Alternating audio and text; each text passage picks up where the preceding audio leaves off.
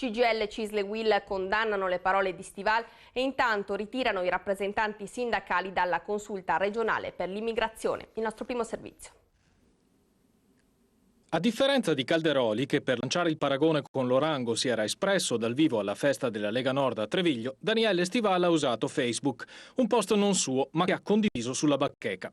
Siamo profondamente sdegnati, c'è scritto, per i termini offensivi utilizzati da Calderoli nei confronti di una creatura di Dio qual è Lorango. Riteniamo vergognoso che si possa paragonare un povero animale indifeso e senza scorta a un ministro congolese. Ancora lei, Cécile Kyenge, ministro per l'integrazione, e ancora la Lega Nord che la attacca.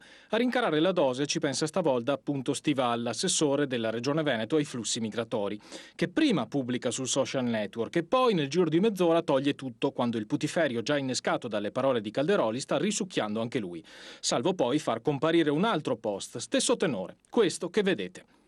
Apriti cielo, su Stival si addensano le critiche e lui, raggiunto a caldo al telefono, si schermisce.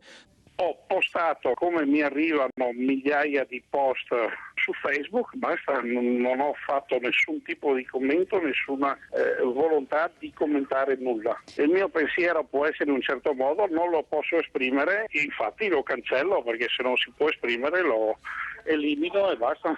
Non basta però. Il Partito Democratico del Veneto, come già a Roma per Calderoli, chiede le sue dimissioni immediate.